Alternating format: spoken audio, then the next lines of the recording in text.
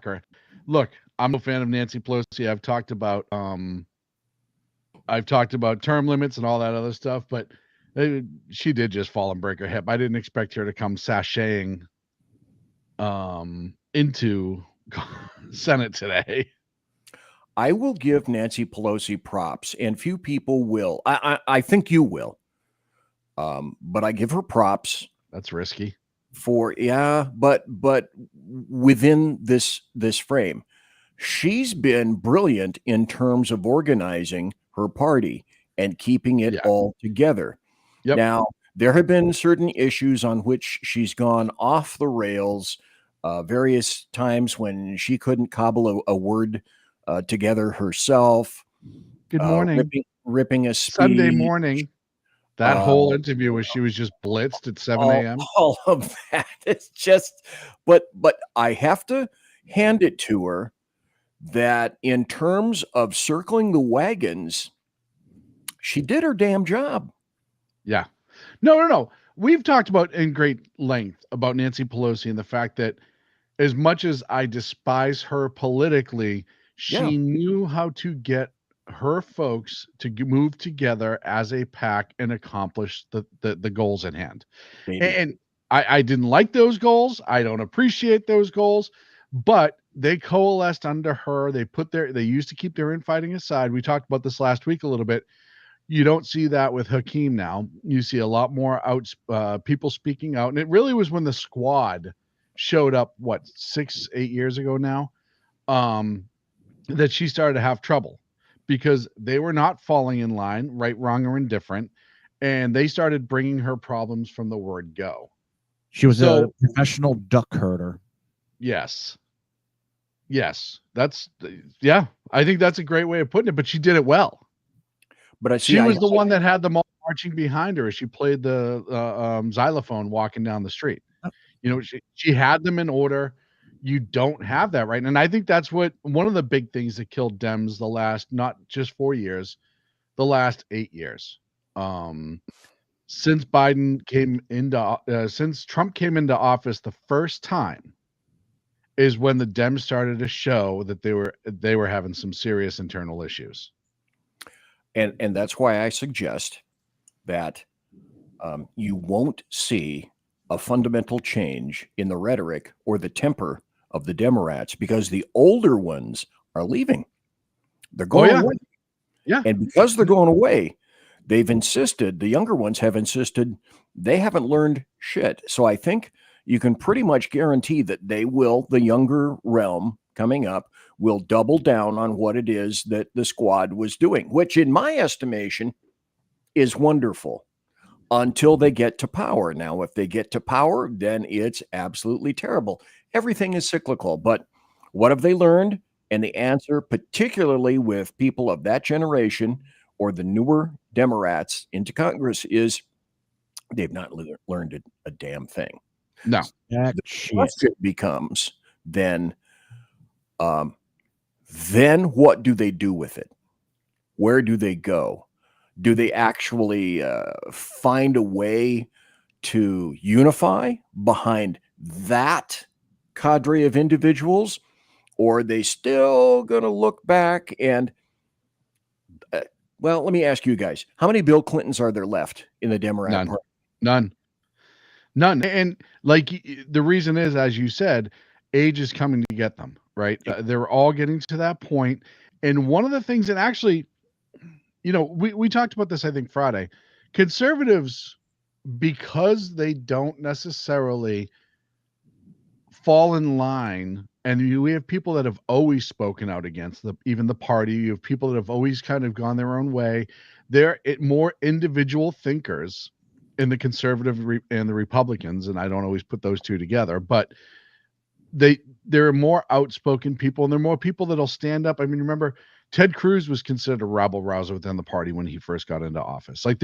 You've always had those people. There's always been that way. The Democrats were not like that. Now it's almost a rebirth of their party. The day the election gets certified, they have to start asking themselves their questions, where they want to be in the next 4 years and how are they going to get there. And one of the things that this election, what just happened in Canada, was happening in Austria and some other places in Europe, Woke has been their undoing. And the question becomes, will they double down? Will they really lock into that and do it all over again? Or are they going to learn and maybe, just maybe, change some of their tunes? Joe, what do you think? I had hoped so. Yeah. But what I'm seeing now. No, I don't think so either. And one of the questions I saw today a lot on Twitter, and actually the last couple of days, is that there's a lot of quietness out of the Democrats. They're up to something. They're up to something. They're up to something. I didn't expect anything to happen today because they backed themselves into a corner with all their rhetoric about election and denying this and that, and you can't do this and you can't do that.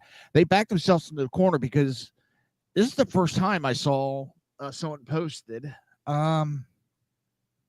First time in a very, very, very, very, very long time that the Democrats haven't fought the certification process of a Republican. There's usually some kind of pushback. But yeah, I mean, I don't think. Look, they have. I think they knew. They have spoken out so much about January 6th and election deniers that they, in no way, shape, or form. I get a better one than that, BZ. I'll show you in a second. They in no way, shape, and form can they turn around and say anything about election interference. They can't say anything about any of that stuff because they stood on that for the last 4 years, and they remember, or 8 years, or 4 years more than anything. Oh, the election deniers. You can't be an election denier. You can't be an election denier, blah, blah. So if they started to do any of that, they've already shown their ass so many times that if they start doing that again, it would just, they can't recover from that, right? I think one of the things that you'll see, and I could be wrong, but I think one of the things you'll see is that they're going to start being wiser about what they say in public because, there we go, because the internet's killing them. No, I don't think they've learned a lesson. I really This don't. is from Grok. I made this in Grok today, and that's Kamala watching the inauguration on January 20th. You'll notice what's in her hand. Yeah, but what is it? What kind? What variety? What do you think? Well, she that it's not gin. No. I think she's a vodka person. She's California. It's vodka or rum. Most women drink that. Vodka, rum, tequila, whiskey. Yeah, and some wine.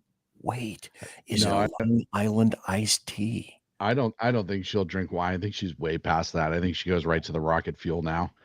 Anywho, you saw. I think the American people needed to see a normal.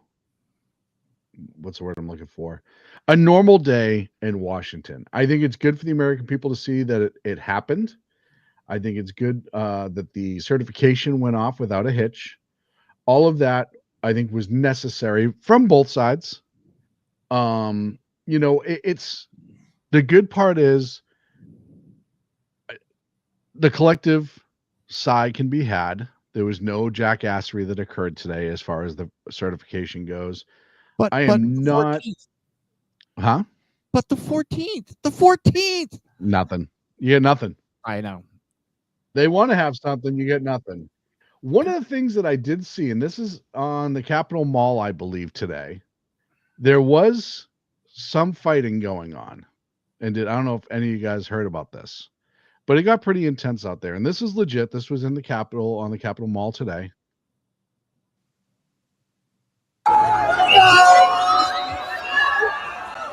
The carnage. Oh, no. Oh, no.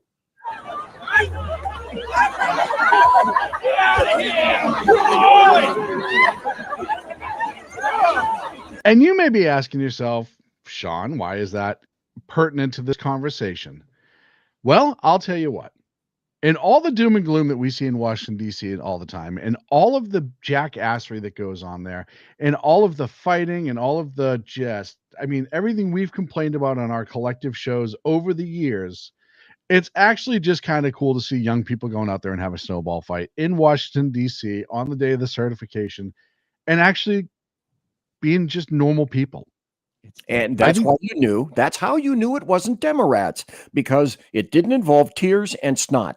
I have no idea if it was or wasn't, to be completely honest. No idea. But what I do know, it's not them. it happened. And I thought that was actually fantastic to see. One of the things that I try to do more and more, especially with the political atmosphere in this country and how it's been for so long, is try to find a little bit of good. You know, everything. Oh, huh?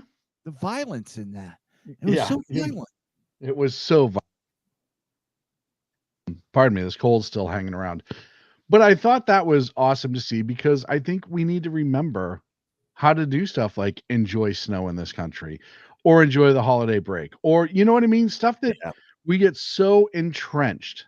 If I see into snow, politics there is going to be elections. no joy. Joe, if you see snow, somebody's We're gonna probably screwed. try to put a carrot on your nose and a top on your head. I'd like to see that, please. And another good story, really quick, before we go to a quick break.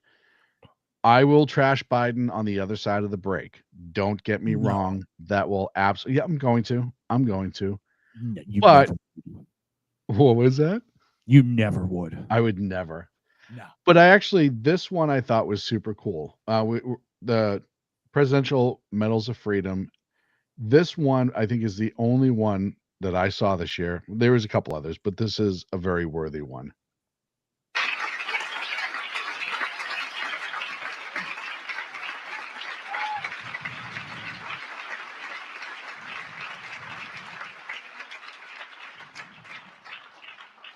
And of course, that's Michael J. Fox, the famous actor, who has been suffering Parkinson's since he was a young man and has done so much for Parkinson's research for worldwide, and done so much for fundraising and helping people with Parkinson's. And again, out of all the ones that I would trash, which I will after the break, we'll talk about that. That to me is one that was well deserved. Joe? I just didn't know if you'd like to comment. See, we're on a talk show, and then I know you're on the break. when I throw something to you, and I'm using that as cover to get to the next thing that I'm trying to get, I thought you've been doing this long enough. Don't worry about it. You know what? I don't want you to worry about it. We're just going to take a break. We're going to take a break. It's okay. It's okay. I'll give you another shot maybe at the next break. When we come back... Oh God! Biden's trying to burn down his house on the way out the door, and Joe's trying to burn down the show right here on the Edge of Liberty on the SHR Media Network.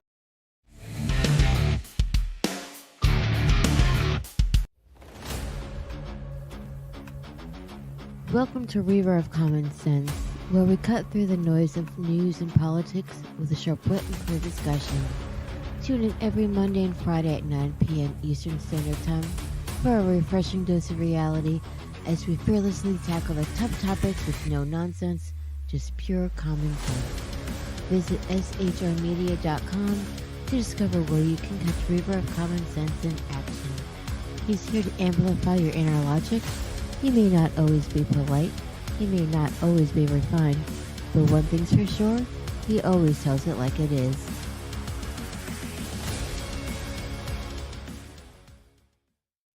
Come listen to BZ's Berserk Bobcat Saloon Radio Show.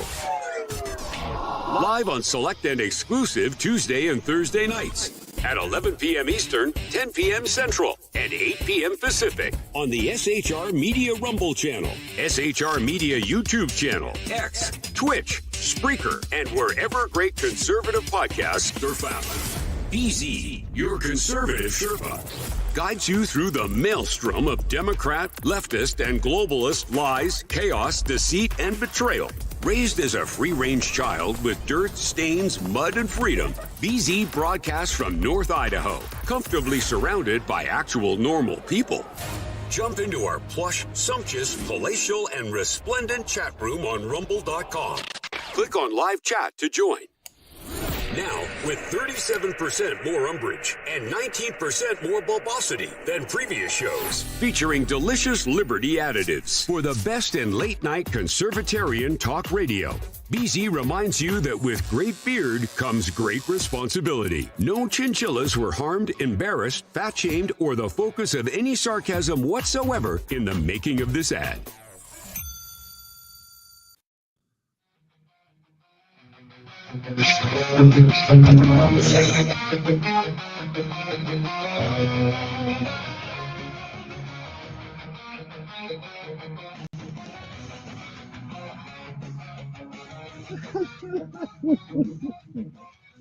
Oh, ladies and gentlemen, welcome back to the Edge of Liberty on the SHR Media Network. Man. This Go one ahead, right you- here. Go ahead. This You can one say right it. here. This one right here. It's been doing a show for what? 15 years, Joe. 15. You said you were going to break, so I started reading something. Jersey Joe, the Reaver Common Sense will be on tonight. And of course, the Blow Being Hopefully. Zeppelin BZ. Huh? I said hopefully. Hopefully. For the It- Berserk Bobcat Saloon. last couple days, as I've told you, I haven't felt good. So Yeah, well, hopefully. according how my wife's cooking goes too. Oh, ow, oh. Well, now we have to wonder I if would you'll even not survive wanna to see be that in time. Your household right now, young man. Thank God she doesn't watch the show, huh, Joe? She's out at the college with my daughter. Oh. That's why. There you go. Okay. Oh no, I say this to her. Confident. No. He says it to her face. Luckily, she knows he's probably going to live a lot shorter than she is. She tries to box my kneecap, so I don't blame her. that's all she can reach. With the hammer. So as he's going out the door, it appears that Joey is not you, the other one, the one who's slightly older than you, Joe Biden, is angry and making sure everybody suffers for it. The ban that he's trying to push into effect to cover 625 millions of acres of federal lands to ban drilling and oil, intentionally shoestringing or hamstringing rather, the Trump agenda of drill baby drill. I'm gonna start with you, and I know Trump's already put out a statement, said he's already found a way to undo it. But Joe, I'm gonna go to you first. Do you remember? And Joe, it's gonna be your time to shine in a second, so get ready to actually speak. Oh boy. Joe, can you recall a Mhm. president intentionally giving so many proverbial middle fingers to the next incoming president? I don't think I've ever seen it, especially on this magnitude. And he's not just giving it to the next administration; he's giving it to the American people on the way out the door. He's screwing us over because banning that. And if I read it right, it's not a permanent ban; it's a 20-year ban. So, he's opening it up for a later time for it to be reopened. So he's just basically trying to screw over the American people and give us higher gas prices. Mm-hmm. But, and I don't understand, I've read some of it, but it's not Congress acting. It's the president acting. I know he's working off some act from 1842. 1957, I believe. And that does not apply to today, what's going on. Well, and it's like everything else. It won't be hard for Trump to overrule it. I mean, we got the House, we got the Senate. Congress can overrule on the ban and reinstate drilling. Well, and it's the simple fact that somebody had to go dig through these books to find a ridiculous law from 1957. There was effort put into this sort of ban, or this sort of ban to make this pliable and usable in 2025. BZ, your thoughts, sir? Hang on, real quick. The 42,000 employees, he signed a contract to allow them to stay working at home. Yes. He's been trying every little way to flip off the American people. All right, sorry, but go ahead. BZ? Well, that's true. I'm not sure that it's actually him that's doing it. He may be responsible for a portion of all of that, but it's the individuals, the same ones who have been running him since the beginning. Right. If there's one thing that you and I and everyone here can agree upon, it's that no one runs Donald Trump. Donald Yeah. Trump runs Donald Trump. Agreed. That's simply how he rolls, like it or hate it, whatever. Biden has not been his own individual in at a minimum of 4 to 5 to 6 years. I think that's generally granted. So the people that are what I call shitting in the punch bowl of Donald Trump are those behind the scenes with some accession by Joe Vegetable. But also goes into what you're going to be mentioning in the not too distant future is the various medals that was clearly displayed. Now, I will leave this issue with one topic. Letters have historically been left by U.S. presidents to their successors. So Trump 45 left one to Biden, and Biden said that the president wrote a very generous letter, and it was private, and I'm not going to talk about it. So the big question is now, considering the plethora of ridiculosity that's occurred in the past 4 years, I'm curious, will a letter be actually left? Will it be written by Biden? What will it say? And will anyone reveal the contents? I know what it'll say. I'm not I was sure. gonna say, if it's written by Biden, it's just going to be the word pudding over and over again. I was going to say, I like tomato soup. Yeah, exactly. Why You know, can't and I the get other thing one soup on too, Tuesday? Yep. the other thing too, Joe, that when you brought up the kind of middle finger that he was throwing at not only Trump but the American people, also vis-a-vis the American people, the rest of the Democratic Party, because they're going to remember that in 4 years. If this jacks with oil prices, or if somehow this gets held up in court and drill baby drill can't be implemented on the manner that we thought it was to bring oil prices down, this will hurt Democrats in the future because the Republicans are going to latch onto it. No, because you know what they'll do. It was Donald Trump. He made the promise, and look at that. He failed to make the promise. It's his fault. But what have we seen as of late? The internet is undoing more and more politicians add 4 years of service to that. I'm going to get to this next thing because I want to show you. I agree, but just how it's my show. I agree to a degree, but I'm losing. No, I hear you, but I think it can be regurgitated if needed. You want to talk about how angry Biden is, and this just shows you he's been more and more. By being the oldest president, I know more world leaders than any one of you ever met in your whole goddamn life. Name one. Is that no? He knows them, but they're just all dead. Is that right?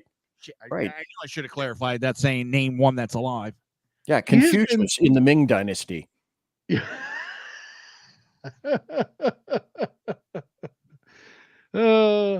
You guys weren't there. I know more goddamn people than you've ever met in your goddamn life. Have you ever heard of Attila the Hun?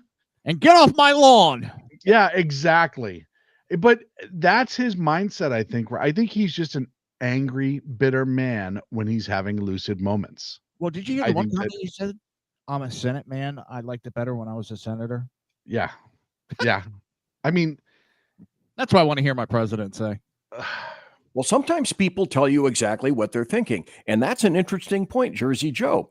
Remember when Obama said, I would be just as happy if I were pulling all the strings and not being on Front Street and essentially telling people what to do. I would be just as happy about that. I think, quite frankly, Obama liked the manipulation and people dancing to his tune, but he did not like getting out in front of people and having to do the dance. He wasn't a political dancer. He didn't care for that at all. If he had been able to do exactly what he said, but again, these people will tell you exactly what they're thinking. It gave him separation. Biden knew, Obama knew it gave him separation if he wasn't out there doing the dance. It let him be separate from the Senate, let him be separate. He got to just be Obama, and he had other people that were doing the dancing, as you pointed out. Deniability. Talk about Biden doing crazy shit, heading out the door. Presidential Freedom Award to Soros. Can It I must just say, be I nice feel to be bad able for to buy Michael J. Fox. I feel sorry for him. because it got overshadowed by Soros. Not because that medal don't mean shit now. No. Right. Well, And it's not not just mean, because and of I said this, Soros, but Hillary. Cheney and Hillary, and Yeah. then Cheney got one Friday. I mean, it's literally you wonder how when we see Russian generals that have been generals for a year and a half and North Korean generals that haven't been in war since 1950, and they have 45,000 medals hanging off the front of their coat, and it looks like if they walked by a magnet, their clothes would get ripped off. That's the equivalent of what they're doing right now. Yeah, but you have When to you're- admit there's nothing cooler than eyebrows, white eyebrows from a Russian admiral that hang out over about 4 or 5 inches, right? There's nothing cooler than that shit. Yeah, Gonna reach it's out and literally grab the brim of the hat's being held up by the eyebrows. It's amazing. When they blink, the hat goes up and down with their eyes. Bingo. But that's what they're turning that into. It used to mean something. It was only 1 or 2 or 3 maybe held out a year. When you start giving it to your biggest donor, now all He the thought he left, was Oprah. I'm shocked Oprah didn't get one. But you get a medal. You get a Yeah, medal. You get I a mean, medal. I'll tell you right now, if they can't say squat to anybody that Trump gives one to now, doesn't matter because they've watered it down. They still It- will. Oh, I know they will, but Look at Adam just- Schiff today. Adam Schiff's complaining on, I know the people did not elect Trump to pardon those J6 prisoners. right. He did not do what the fuck? They did- also didn't. They also what didn't did elect Biden Biden just to do? let everybody walk out of or at least have their sentences commuted in federal prison. And that was another thing Biden did walking out the door. So murderers you're and rapists? seeing You don't need life. you're seeing what they're doing now is finding any chance they can to make American people's lives worse so they can stroll out the door. They're already working for the next election, and it's absolutely incredible to me. It's just mind-boggling. It used to be, and look, I don't know behind the scenes per se, but I'll give Obama credit. When Obama was leaving, Trump was coming in, he was very gracious and gentlemanly like. He and Michelle had them, they did all of the normal presidential things in a conciliatory manner for the exchange of power. There were pleasantries, they had meetings, yada, yada, yada. You're not seeing any of that now. Oh, we're going to do the ban. We're going to do this. We're going to do that. It is just, they're still trying to prove their point. And what they're missing is what's going to happen to them just happened to Trudeau in Canada, just larger. They're going to become such a hot mess that they're going to lose what little power they have left. Trudeau announced today he will step down. You mentioned Canadian Heavy Haul on X, a friend of mine who I was texting with before he came on the show. Great dude. Said, he said first, he's like, I think Trump is one of the reasons why Trudeau is going out the door. And then I said, well, it's also the woke. Trump didn't want to be a governor. Trump did a great job of rallying people, but the common goal was to get rid of the woke, leftist, liberal agenda. And you've seen that start to trickle into other countries, including Canada, where they're pushing back. I mean, you gotta remember, everyone, I don't know how many people remember the trucker protest a couple of years ago, what the Canadians did to the truckers' bank accounts, what the Canadians did to the truckers in general. It was horrific. And that was the beginning of it because they were essentially protesting the woke agenda of Canada. Oh, okay. Try that. Anybody remember this? Canadian authorities freeze financial assets for those involved in ongoing protests in Ottawa. Heavy Hauler Canada was part of that. Yep. When you turn shit over to government, particularly in terms of a digital nature, this is what you get. CBDB, that shit can go to hell. because leftists have already displayed exactly what they're going to do with you if you don't agree to everything perennially.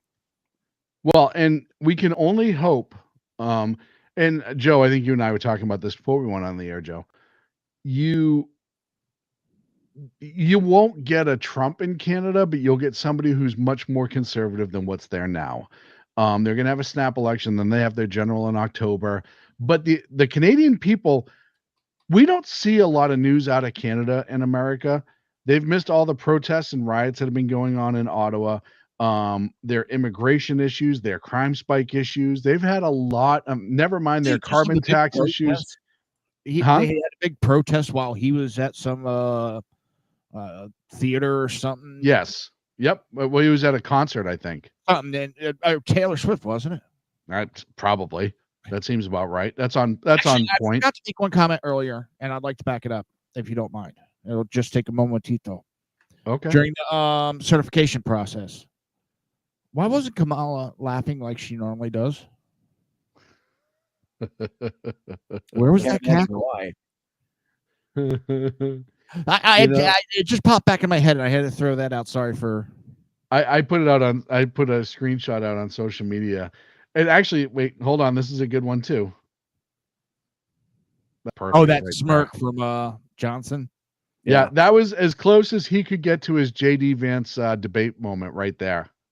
Look at that's just summed up the entire day for them completely right there.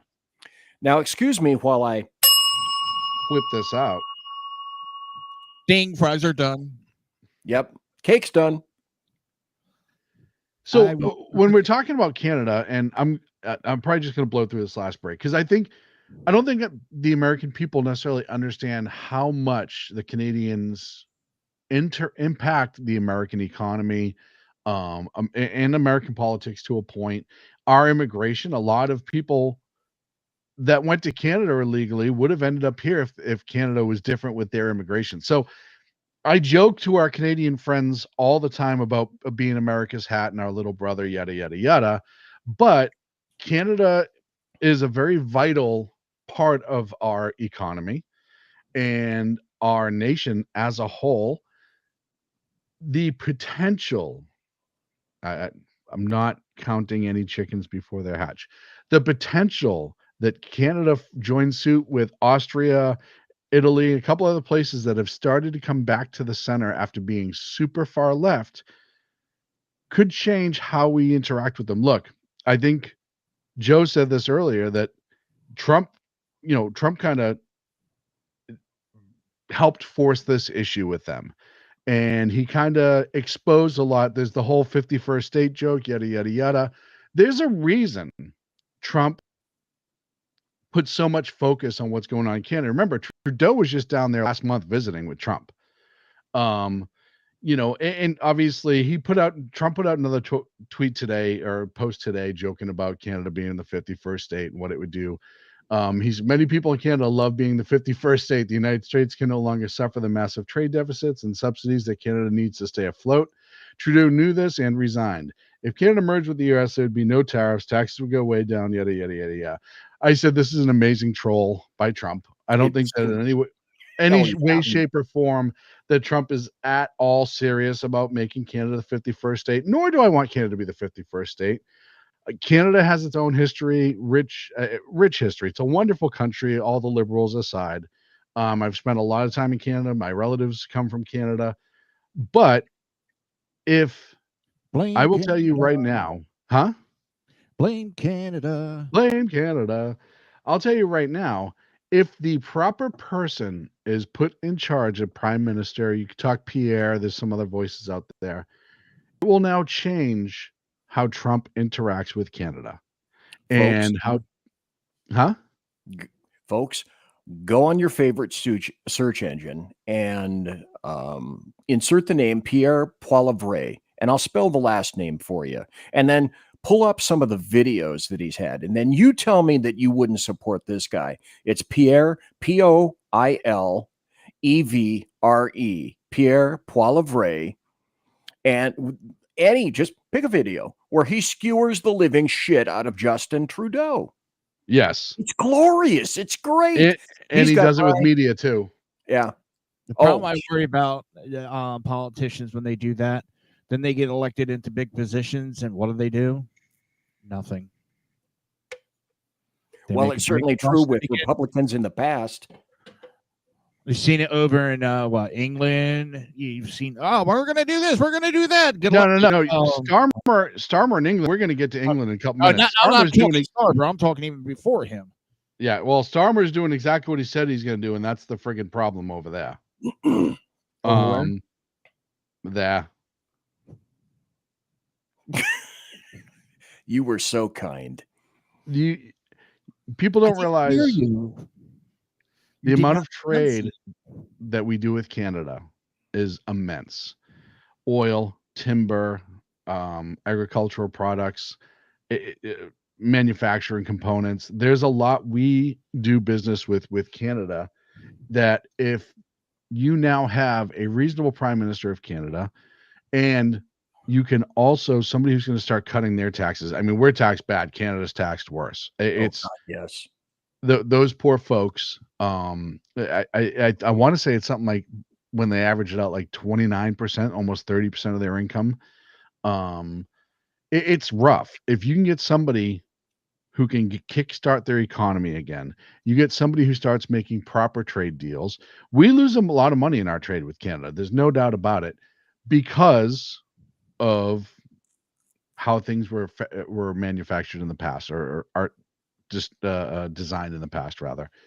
If that's something where you now have a reasonable prime minister in Canada, a reasonable Canadian government, that our government can turn around and say, hey, this is what we can do for you. What can you do for us? We can get business done. Both of our economies can change direction really fast. Oh, hell really yeah. fast. What a lot of people don't realize is Canada is our number one. We import our greatest amount of oil from Canada. Number two Yes. is Mexico. Yes. Which is why the pipeline, the Keystone XL pipeline, was absolutely critical to ship it down south, right over to the chemical coast, have it processed, and then shipped out. We were the number one exporter of petroleum to the world under Trump. Mhm. But that also goes to the tariff war that people just don't get through their head. Who's going to lose the war on tariff war between the United States and Canada, or United States versus Mexico? Who imports and exports more? We're bringing more of their stuff in. They're going to lose quicker than we are. So it's just, and listen, I know I'm not that smart, and I can even understand that. When you can, well, I'm an expert in economics, and if you take the Y and carry the 2 and bring the 3, no, all those people intentionally conflate it and make it seem more difficult than it needs to be. It's not that difficult. It doesn't need to be that difficult. They want it to be that difficult because, just like the leftists do, the more difficult you pitch something as, the harder people think it is for them to digest, so they don't even bother. One of the things the liberals love to do is say, hey, we are so smart, you can't comprehend this, but don't worry, we're going to tell you exactly how it's going to work out. So relax. And that's something that they've done for a long time. And it's something that, as I brought up before, I think more and more people are finally coming aware of it and absolutely not allowing them to get away with it as much. I'm not saying they don't get away with it ever. You're always going to have your die-in-the-wool leftists. I get that. But I think more and more people, we saw it last election, became aware of how much lies they were forced to consume over the last God knows how many years now. The other thing I'd like to insert is that a lot of people still don't get Trump. They don't understand how he works. He's a negotiator. He's going to start off like way steely on stuff, and then he'll start talking. Then he throws out numbers. Then he makes threats. Then he hits bank shots all over the table on multiple issues, multiple times. And then he does feints. He makes threats again. Then he pitches suggestions. But mostly he gets what he wants. He's the consummate negotiator, and that's what he wants. He wants a deal. He'll start off here, and then if you got to understand how this dude works. And again, for years, for decades, he's told you and written a book about it, 2 books about it. This is how he works. Well, and that's how anybody negotiates. You always come in high. You Not have an liberals. idea in mind, huh? Not liberals. They want you to Well, come and because go. they don't "My understand how product to. it cost me $10 to make. $9. Yeah, they don't understand how to negotiate. That's the problem. Um, so I really hope that Canada starts making some good choices. And they are a lot of their polling and stuff like that says that there's a chance that the country will swing. So we'll see what happens. I There want are to go over to opportunities, huh? tons of opportunities now all over the world. Oh yeah, and you're seeing it. Look, Austria, their conservative party just the Liberal Party in Austria just fell, kind of like the Liberals did in Canada, and the Conservative parties looks like they're going to take over there. You still have Marine Le Pen who's making a push in France. That's still possible. Italy's changed. You have so many countries that are starting to sway back to at least to the center. That it is people have woken up to how bad things are and what got them there. And we're starting to see that in Britain. The catalyst in Britain appears to be much different. Immigration, which was a huge issue here, is a huge issue in Britain. And it's being highlighted by the cover up that was done for the mass grooming criminal cases that were brought or not brought over a course, I think it was 16 years. Literally millions of juvenile sexual assaults committed that were essentially covered up by the federal government under the guise of political correctness. We don't want to upset people and make people mad. And I'm going to play this video. This is one of the police officers former police officer stating that former Prime Minister Gordon Brown sent a letter to all police forces regarding the grooming gangs, and they were told not to get involved. A clip of an ex-police officer called Dion Miller has surfaced of her talking about a letter sent to all police forces around the UK by then at the time Prime Minister Gordon Brown, and the contents will truly shock you. My name is Dion Miller. I'm an ex-police officer from Leicestershire Constabulary. During my service, I was awarded several letters of commendation. I received a Chief Constable's Commendation for Outstanding Service and was the recipient of a Bravery Award from the Prime Minister at that time, which I received at number 10 Downing Street. Thank you. I've not come here to speak to you today. I've come here to speak to them. Police officers of this country on the 19th of October 2018, and I hope you are listening. Former Chief Crown Prosecutor Mr. Nasir Afwaz stated in an interview to the BBC Radio 4 that in 2008, the Labour government under Prime Minister Gordon Brown and Home Secretary Jackie Smith sent a circular to all police forces in this country saying that as far as these young girls who are being exploited in town, we believe that they have made an informed choice about their sexual behaviour, and therefore it is not for you police officers to get involved in. I cannot. The truth, if this is in fact true, the amount of evil in a statement like that is absolutely unbelievable. For people who maybe don't understand, there were thousands of young girls who were groomed by Muslim gangs for exploitation. It went on for years. Everybody knew it was going on. Nobody did anything about it.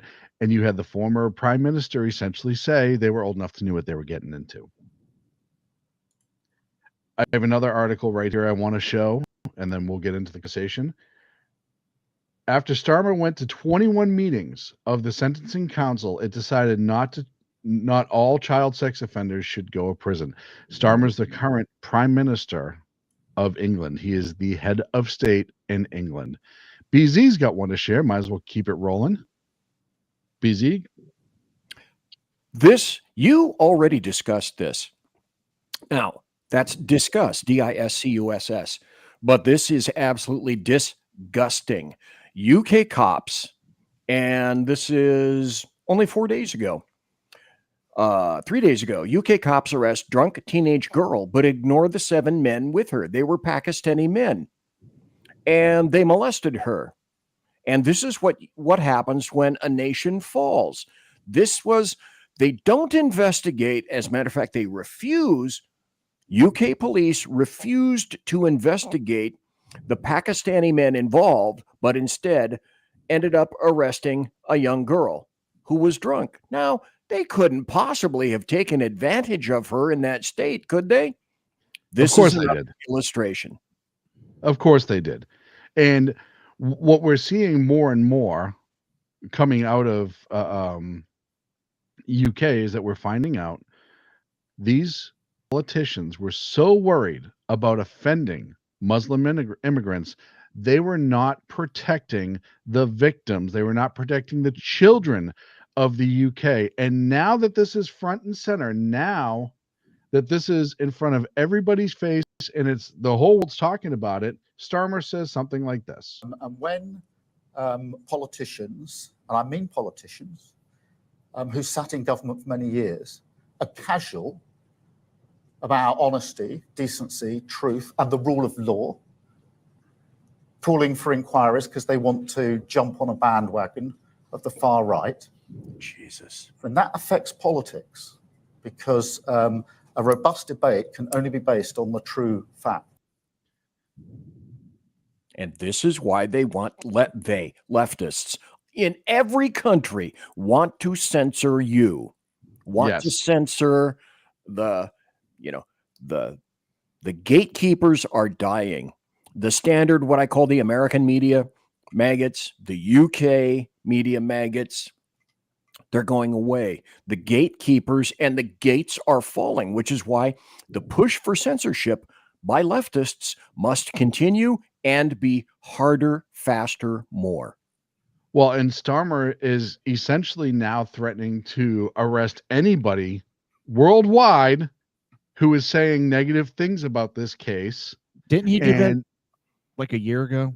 No, that was their the head of police in London. Yeah, the London Metropolitan Police Chief.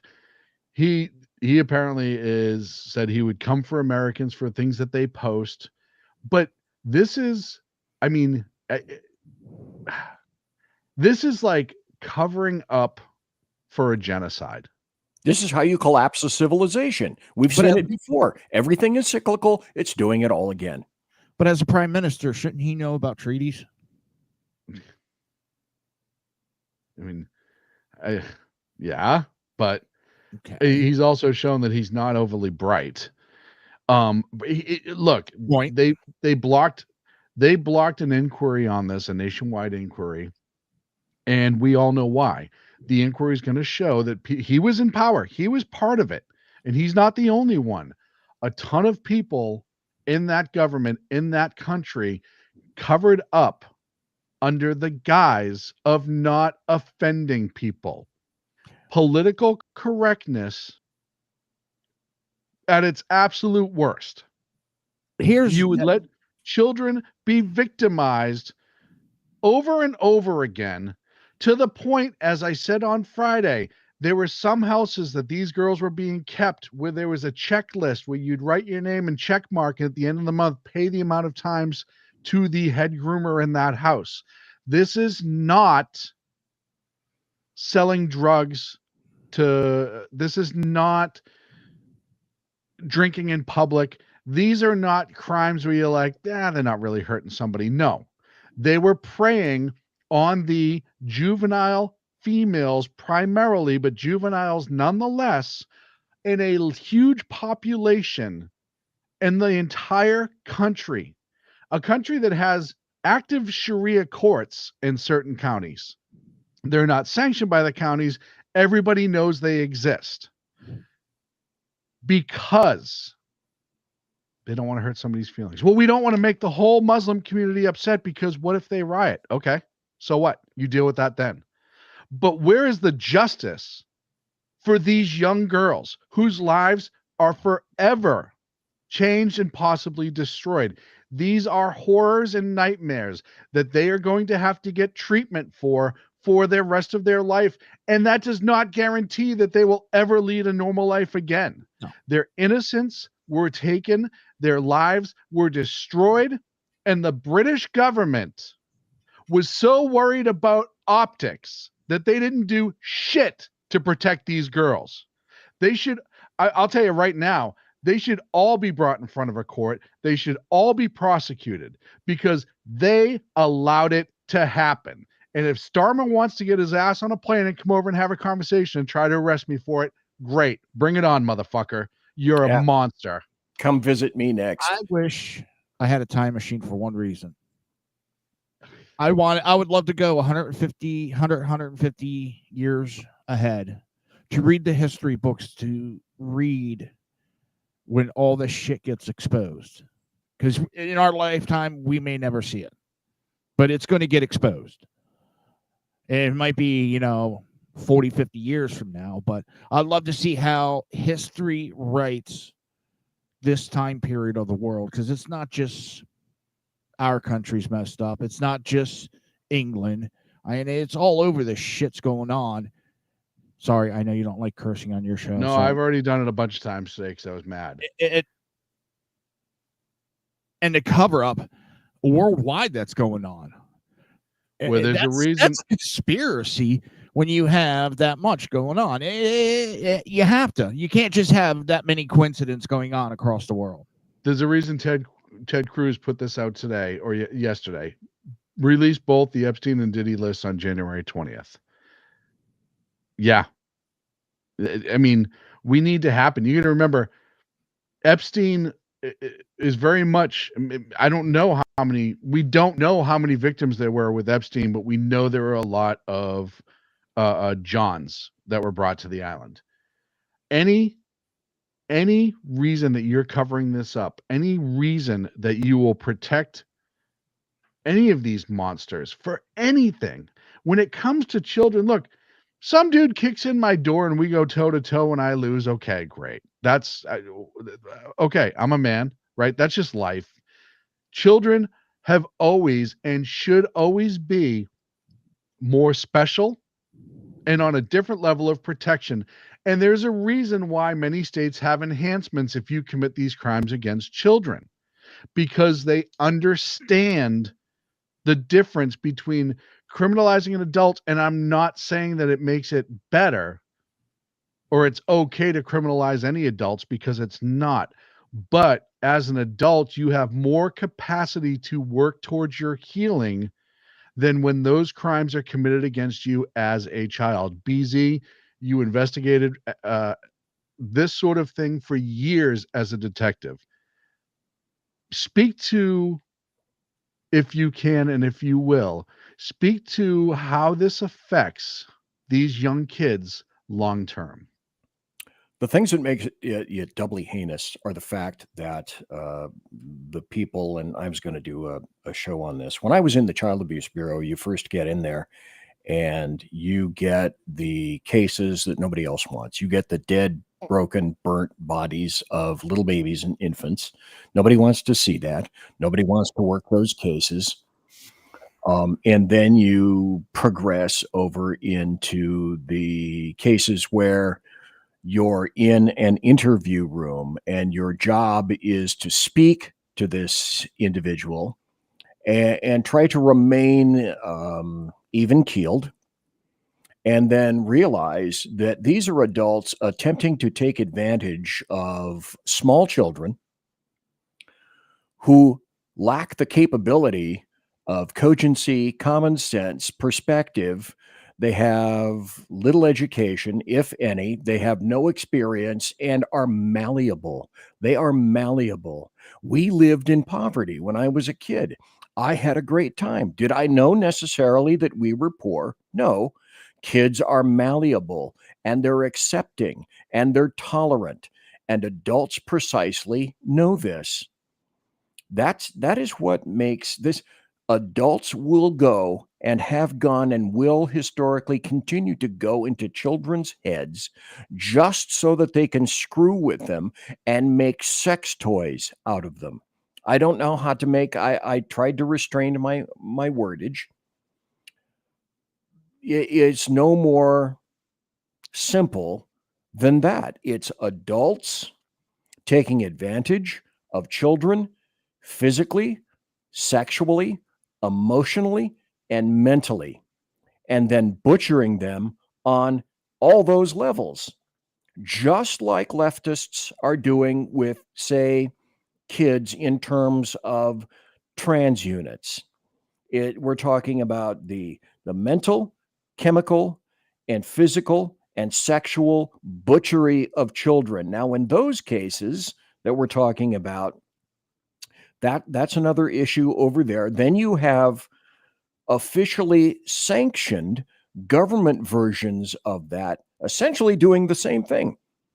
Governments, doctors, organizations are no better than pedophiles when they do that to your children. Your children. And there it is. I was having a hard time getting back on screen. I apologize. You know, BZ, we both have dealt, and you far more than I, juveniles of many other crimes. Crime in general to a juvenile, even if it's an 18-year-old beating up a 12-year-old, it changes that kid. And one of the things that I think we're taught at a young age is you'll be protected. Even, let me rephrase that. You will get justice should you be a victim of something. And I think a lot of kids hold on to that, right? I mean, you see the police officers show up, you think your nightmare's over. You know, you go through the whole situation, you go through the interviews, you go through all of this horrific things. You talked about that 13-year-old girl. You think, oh, law enforcement's here. You know, just like I taught my kids, you know, if you ever need help, you go to a police officer. Police officer's going to take care of you. Police officer will take care of you. In England, it didn't happen. That girl was prosecuted, the one you showed the article about earlier. Not only was she prosecuted, she was convicted of being drunk in public. She was a sexual assault victim, and she was prosecuted. We see it in this country anytime there's an attack like New Orleans. They don't want you talking about the Muslim aspect of it. They don't want you talking about the fact that the ideology does not match up with what America's ideology is. And I'm talking about the people who believe in Sharia law. I'm talking about the people who believe infidels must die. I'm talking about those people. Look, you and I both talked about this before. I have plenty of friends who are Muslim who are just like Muslim at church. They live their tenets, but they don't believe in Sharia law. They don't believe, you know, they believe in the rule of American law. They believe in the way our country. I know of plenty of those folks. I'm talking about these monsters who are the Islamists, the extremists, who believe that, you know, they get to come into whatever country they choose and live the same way they were living in their home country, that they fled because it wasn't good enough. This makes all of those arguments pale in comparison, because children were victimized. And it wasn't the offshoot. It wasn't the one-off. It was the norm for a long time that allowed this to happen in England. You take advantage, just as doctors and organizations and hospitals are taking advantage of children now, because they are children and they know full well their mental fecundity and their ability as children. It doesn't exist. But I want to go back to the UK just for a second. So what happened here, because I need to find folks, if I can take 2 minutes, Sean, if that's okay. Yeah, of course, BZ, of course. So back in UK, in that instance you're talking about, the police arrested that girl for drinking. The police arrested her for drinking. Not one officer on that scene, and I use that word loosely, thought to even question how a drunk, naked teenage girl happened to be in the company of 7 adult males. In the UK, nothing about that seemed suspicious to those officers. It's that it's Oh, almost too awful and disgusting to believe. But in the UK, that's just one of any number of horrible violations and abrogations of girls by rape gangs. In February of last year, the BBC ran a report about a girl in Rochdale who estimated she was raped over 100 times since she was 12. That's one case. right. And to bring this back to, it's not necessarily just Muslims, because one of the things that we saw with this influx of illegals into our country, and especially Massachusetts, if you haven't paid attention to the amount of times that there's been an immigrant illegal arrested in Massachusetts in the last 2 years for sexual assault crimes, go look it up. It is astronomical. And here's another case. ICE nabs immigrant charged with sex crimes in Boston after release from jail. So he was arrested and ICE has taken him. But you also had a lot of these blue sanctuary cities who were not cooperating with ICE in Massachusetts and in other country, other states around the country and cities, who these guys were just being released and with low bail, $300, $400, $500, walk out the door. They're illegal. We have no way of knowing who they are per se. They're in our system now, but they're not, we don't know who they are internationally. And what has happened is, we saw it in England. We're starting to see it over here. Hopefully, when Homan gets in and they start doing business, we can get rid of some of these monsters. We've had millions of people pour over that border unvetted. Criminals, lunatics, you name it. Not everybody. I'll admit, if everyone goes, oh, it's not every person. No. But I think it's 7 million estimated illegal immigrants came over in the last 4 years. Am I close on that, BZ? 7 million? Well, all told, we have about the newest estimates are 30. Okay. See if you can understand that, people. Now, what's 10% of 30? What's 3 million? What's the population of the United States of America? At last, I thought, you're going to have to use a search engine. At last, I thought it was, I don't know, 317 million? 330 million. Yeah, right around there. So 330 total individuals in the United States of America, if that's the accurate figure, as opposed to roughly 30 million under the past 4 years in the Biden regime. How does that happen? Again, I say, from roughly 1924 until roughly 1964, those points in between, we had roughly zero immigration. Now, there were specific countries that were targeted. In other words, certain countries in Africa could have X number of persons come in lawfully into the United States and a whole host of various other countries.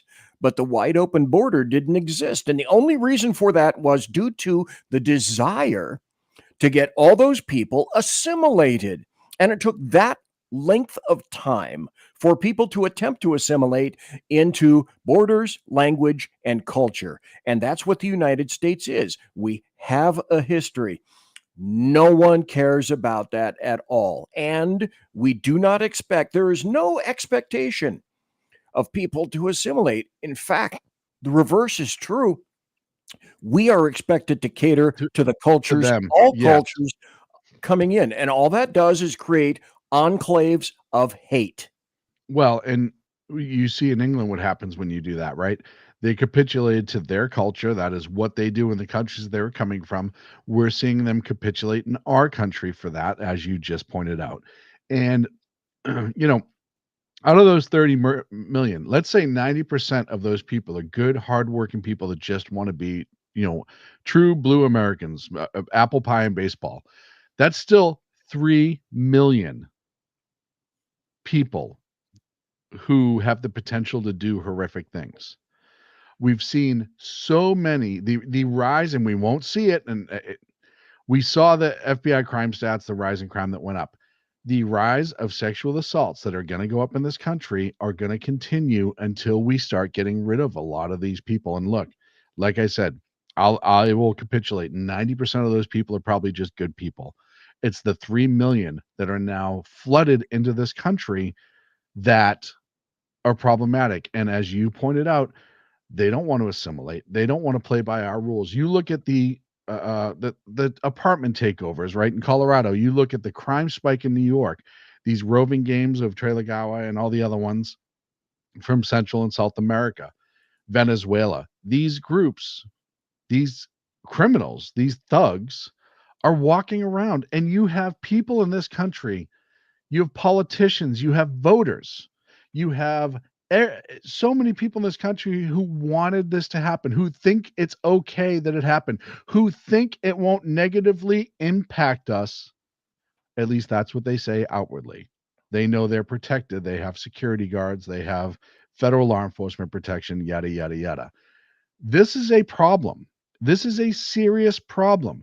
And if we, and I know Homan's in charge, I know Trump's in charge, I know, there's going to be some changes come January 20th. I'm here for it. My fear is that it's not too little too late, because you absolutely, all those hotels in New York that you have all these illegal migrants in, you think they're not sitting around plotting together?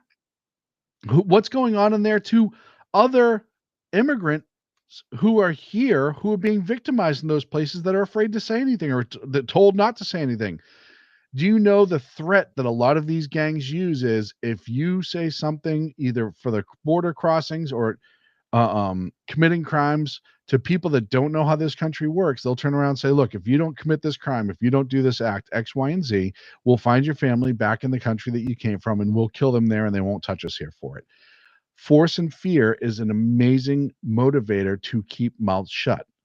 And that is how crimes spread. That is how crimes go on unchecked, as we saw in England with the child grooming cases. You can't continue on this. This is unsustainable.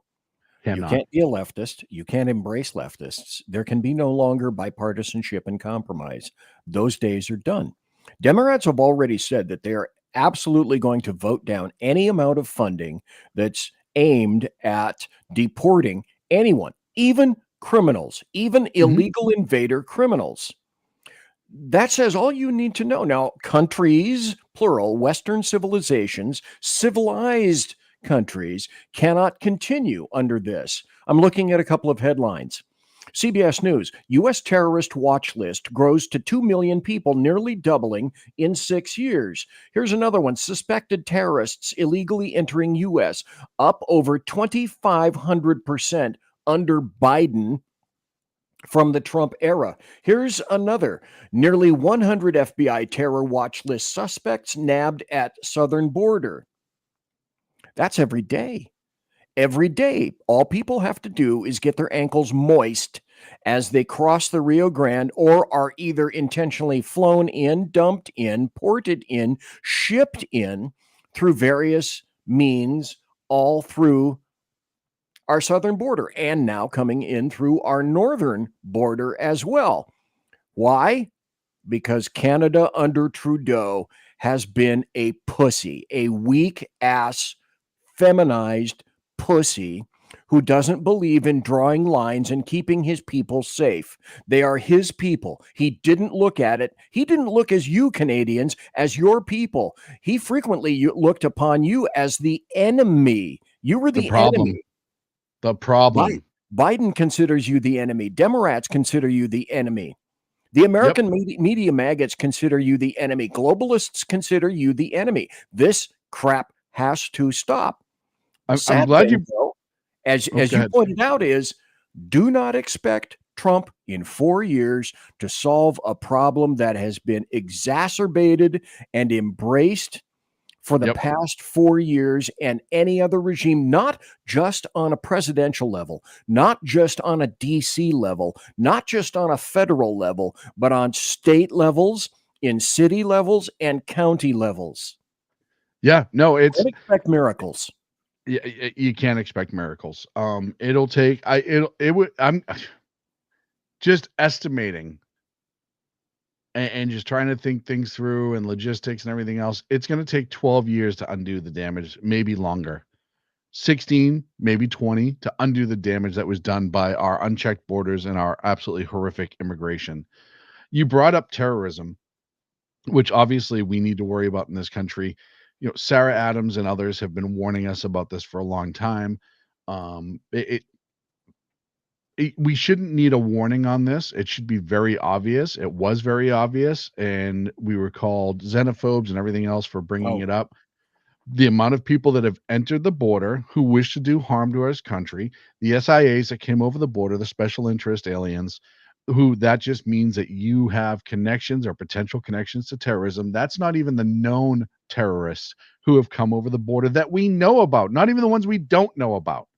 The ones we do know about that were caught and released is astronomical.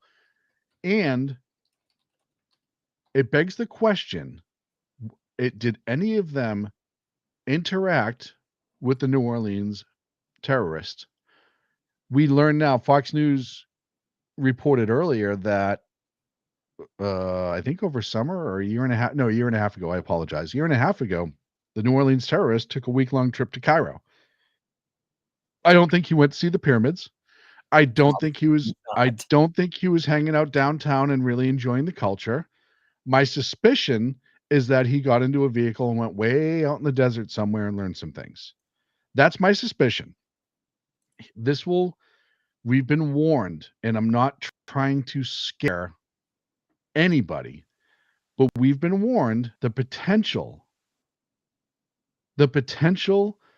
for terrorist activity to increase in this country on large scales, as BZ has just shared, and that was perfect timing, is astronomical. BZ, go ahead and present this.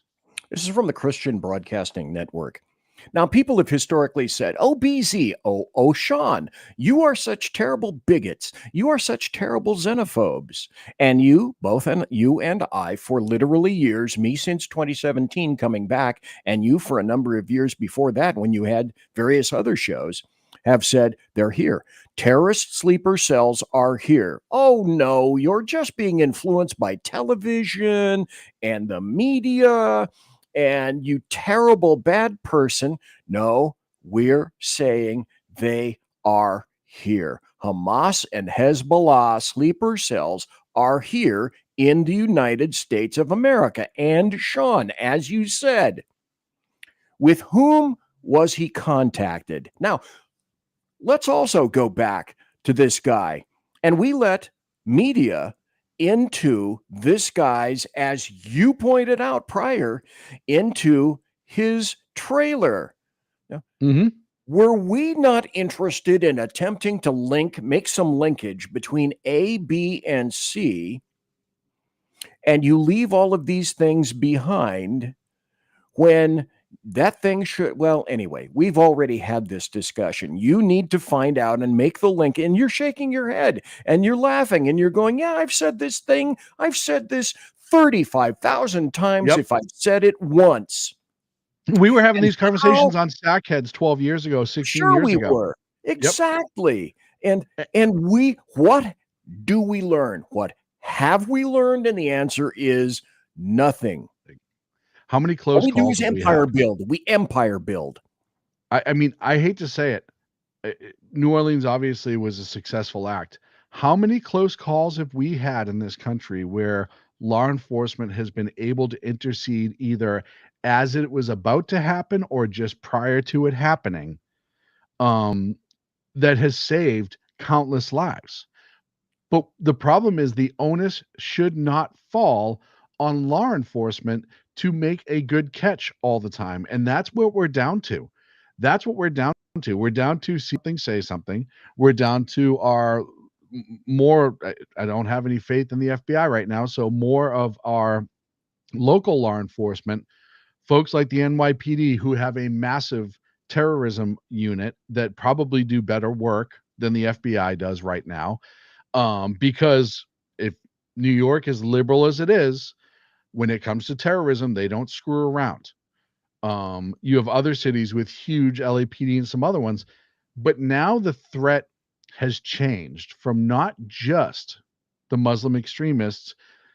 ISIS is back on the rise again. We know that, obviously, with New Orleans, Hamas, Hezbollah, other groups. You also, I'm sure there's Houthis in this country right now.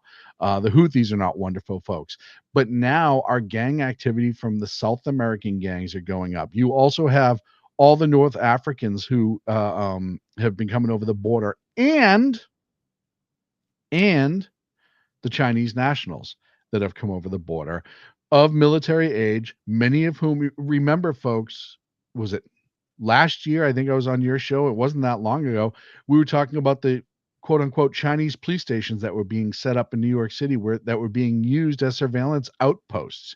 And they were influencing Chinese Americans to commit crimes and under the threat, as I brought up earlier, that we will affect your family back home if you don't do this here. We've had so much espionage committed from China. Both, I mean, was it last year? There was a slew of arrests of scientists, Chinese military members that were working in labs and taking information. Wuhan 19. I mean, we could go on and on and on. And I don't do this because I want people, we only get 7 minutes left. I don't do this because I want people to live under their bed petrified. But I say this and I bring this up because, it's not just one threat that we were under, really just one threat.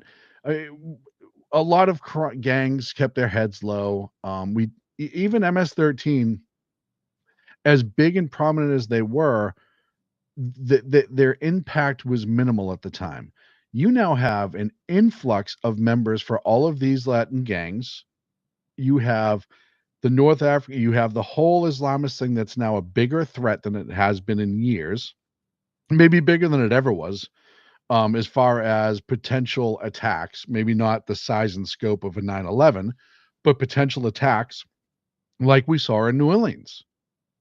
You have all of that and the threat. Oh, and that doesn't include any of the Iranians that may be in here right now or Palestinians that want to do us harm. But you also need to worry about, and there's Russia out there too, who I'm sure have people in this country trying.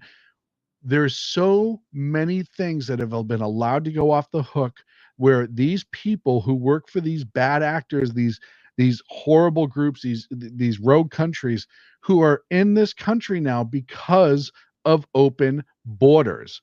And we have open borders because they want to change how this country votes. And they capitulate, much like they did in England, to not force people to assimilate to our culture. They're just allowed to come over and do whatever they do. And again, I will say here to you, BZ, and the rest of the world, 90% of the people that probably came over the border are just normal folk trying to make their lives better. I appreciate that. I do appreciate that. It should never be done illegally. I'm all for legal immigration. I have plenty of friends, plenty of people who I know that have come to this country legally and have been unbelievably successful, and I'm proud and happy for them every day. That being said, it diminishes all the work that they do when you allow people to pour over that southern border to come into this country and have all the benefits without doing any of the work, because then there's no appreciation, right? It goes back to the idea of when you never discipline a kid or you just keep giving stuff away. They have no reason to put themselves in check and in order. And it's scary because it's not just street crime that's going to go through the roof. We now have potential to have major incidents on a regular basis. Look, 5-6 years ago, France, Germany, a couple other places, they were having regular attacks from the Islamist extremists. The Nice, France, the Bataclan, Charlie Hebdo, on and on and on, right? That potential is now on our borders. We did a really good job after 9/11. I know the Patriot Act sucked. I will agree with that.